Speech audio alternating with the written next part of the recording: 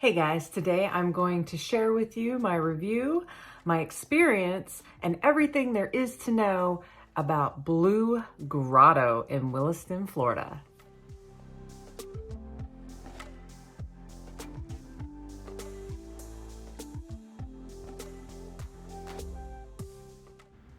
So upon arriving at Blue Grotto, you will be welcomed by these signs at the entrance.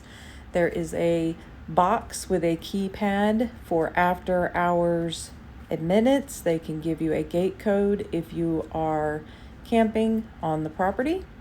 This is the check-in dive shop. Here you will pay your fees for camping, staying in one of the cabins, admittance into the grotto, or signing up for dive classes. The shed there is the air shop where you can get your air tanks, nitrox included, filled or rent. On the property, they have a frisbee golf course. They have a pool, and if you are staying for camping, you are allowed to use it if they are not doing classes. This is the outside of the bathhouse for you to rinse your gear after you have done your dive. They do have hot water available. This is the inside of the women's bathroom. There are 2 sinks with some outlets. There were 3 toilets and 3 showers. For camping, they have fire pits available, picnic tables and grills on site. This was our campsite for the night. Here they had a public fire pit located in front of the bathhouse. They also had mini pavilions set up for you to set up your dive gear before and after your dive. These can be reserved for large parties. Otherwise, it's first come, first serve. This is the trek down to the grotto. This is the grotto itself.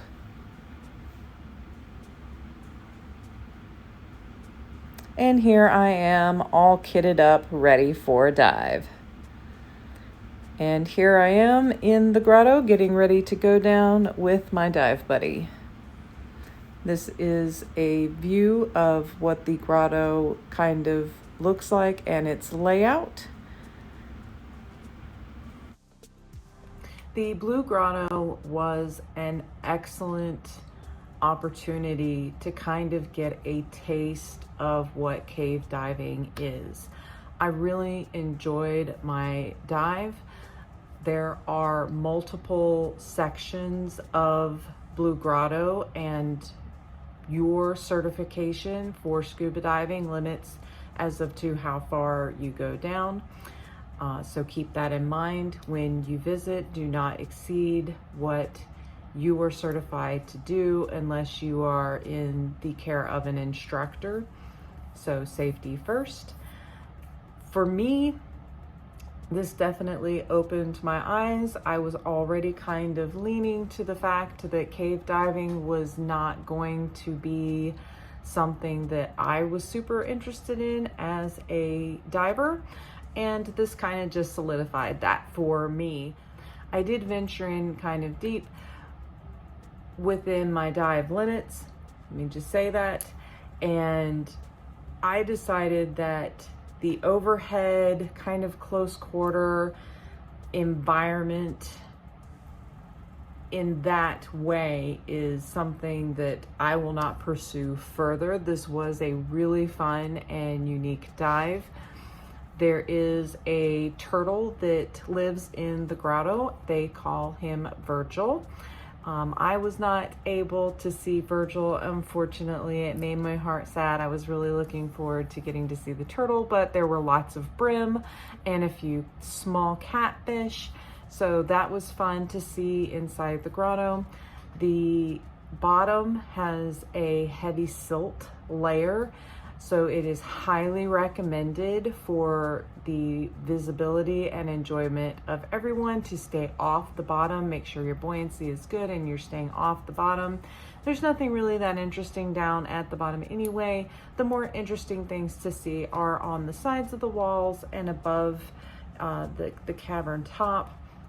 There were lots of nooks and crannies and crevices. They put 2 statues down into the grotto, so if you go, you'll have to let me know if you find those and what they were. That way I know you were actually there. The dive shop has most everything that you could need. If for some reason you arrive and you're having problems, they have rental equipment.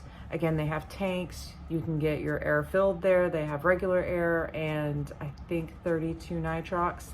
So those are options for you if you need those things.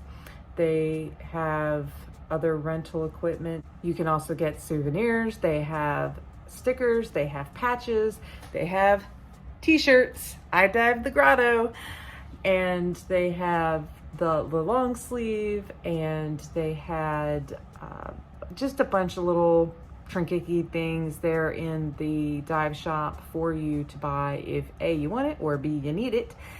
And they were all really helpful, very nice. We stayed one night. They only allow camping and an overnight stay if you are planning on diving in the grotto. So you cannot just come and camp and not dive. So keep that in mind. They had 6 camp tent sites, and then they had a few camper sites, and they also have a few of the cabins that you can rent. I will link all of the information in the description box below for you to check out. So you'll have the phone number, the website, and all the little details. They have some videos on there for you to check out of the grotto. I will say there's not a whole lot of information on the camping side of it. So if you are interested in that, that's why I kind of made this video, so you can kind of have a better understanding. They do allow fires in the campfire pit. They do have the grills that you can use. They just ask that you clean up after yourself, you know, standard rule of thumb kind of stuff. The picnic tables in the camping area were very nice. They were fairly new. The picnic tables and pavilions that were there for you to set up your gear were very nice. They go quick though. If you're trying to get in the morning, it is like crazy up in there. So keep that in mind. You want to be first one in. The gates open up at 8, but there were people that had students and stuff, and they were getting in a little bit early because they're, I guess, regulars or whatever, and so they get special access. Yeah, it was crazy. I was like, oh, I'll just get up at 7:30 and go get a table and it'll be fine. And I mean, I managed, but it was quite interesting to see how quickly it filled up. And surprisingly, the grotto is plenty large for multiple divers to enjoy the grotto at the same time. If you have any other questions for me related to the Blue Grotto or camping there, just drop me a comment in the comment section and I'll be sure to get back to you with anything I can help you with. Please remember to like if this was helpful. Please subscribe if you haven't, and follow me along on all of my fun adventures. Next year's gonna be busy, guys. There's lots of things in the works and I can't wait to share it with you. And until the next time, shake a tail feather.